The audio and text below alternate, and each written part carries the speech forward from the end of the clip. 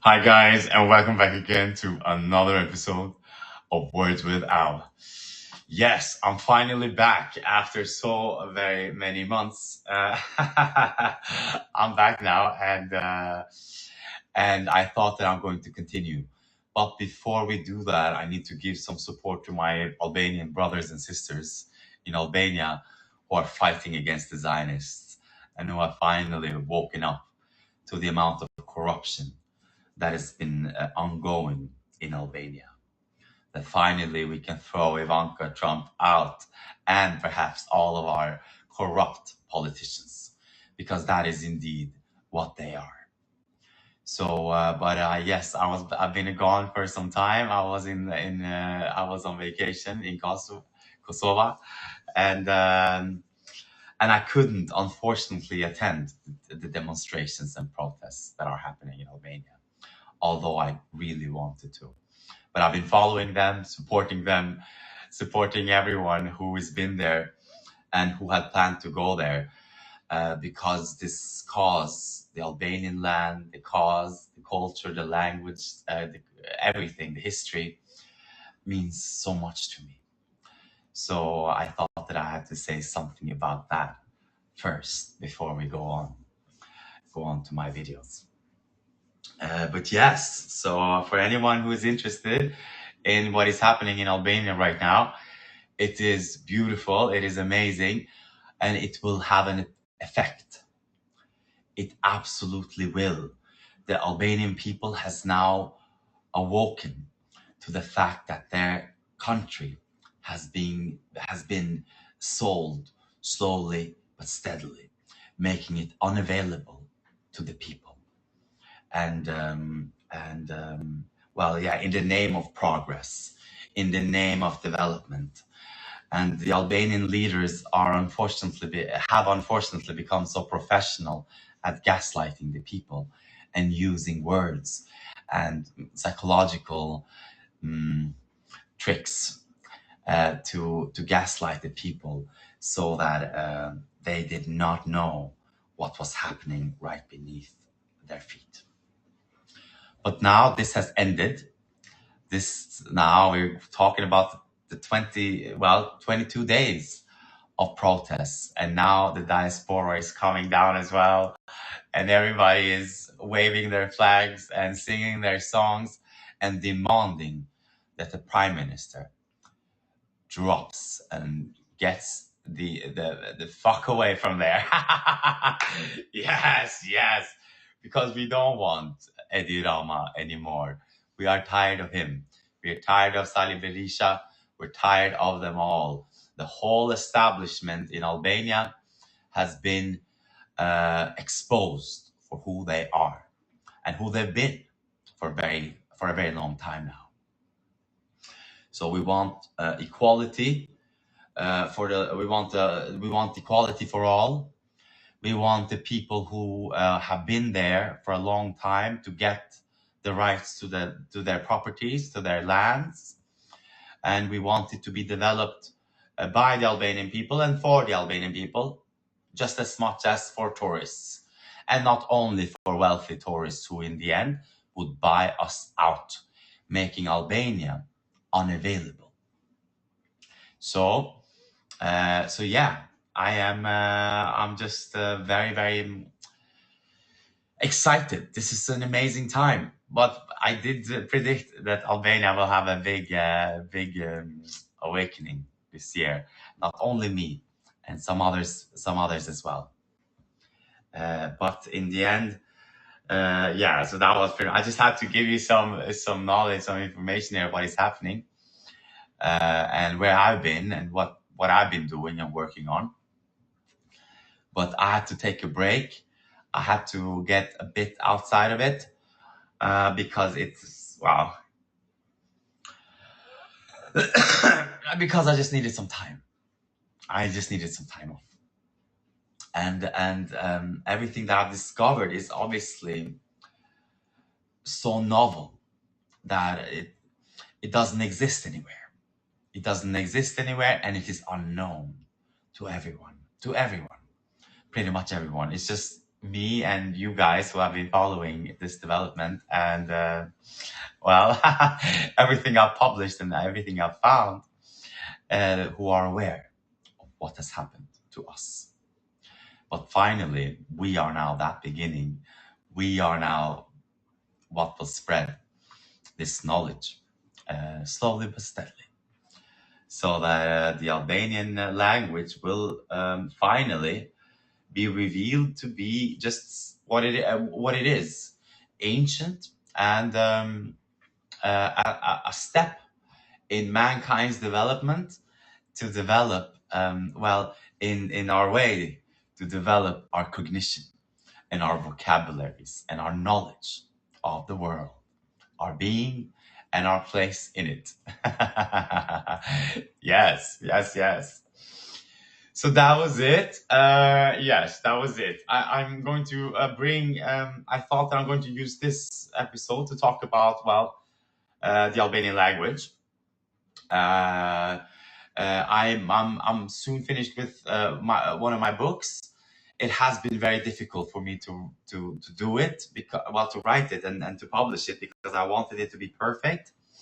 And yeah, but I've divided it now to make it a bit simpler for me, because it just gets so overwhelming, especially if I have a lot of things going on in my life. And then it is a bit overwhelming to focus on words and the precision of that, simultaneously, whilst there are things happening in my life. Yeah. Yes, yes. I'm just trying to divide it so that I can overcome it. Yes, and publish it. Okay. But I'm pretty much done. I'm done with most of it. I have published all of the consonantal roots on ResearchGate. So my book will kind of be the mixture, well, all of them combined, but divided. So there will be two books, two for the development of consonantal roots, and one for explaining how Albanian is the continuation of Proto-Afroasiatic language, right? So that so that so that I need to show why the Albanian pronouns and how they connect with the Semitic ones. But I need to explain it too. Otherwise, it doesn't really make sense, because we need to have the phonetic laws, the sound laws, to show that divergence, that drift, phonetic drift. But I must also explain that in the beginning that there weren't so many, our specificity hadn't grown that much, meaning that things were less, we had fewer words. That's what it means. We had fewer words. So, so we can't use all of the words that exist. We have to find only those who actually correspond and strip everything away, because everything else that does not correspond represent that divergence and what makes that specific group unique, kind of, or not anymore intelligible to the other, right? Because remember that before we became different language family groups, we shared a set of sounds, a set of morphemes, and that these morphemes, well, they were shared, but then those same people spread, and then they diverged cognitively too. Some learned something, and someone learned something else. And that is very difficult to encapsulate in just doing comparative research. We need to kind of show how philosophy inflicted language, language formation itself, right? How ana, una, and anna, or anti, ti, ta, ta, anti, anta, how that became the opposite. Anti in Greek, or even in English, anti means opposite. And the opposite is who? You. You are the opposite. So ana, anti. So you are the opposite of ana. And so meaning that we split. We reached a stage in our linguistic development in Europe, only in Europe, okay? This happened only in Europe, not in the Semitic languages, where we split this word ana and anti to then become only an and ti. Yes, yes, we did that. But we did that in the Albanian language, not in the Greek.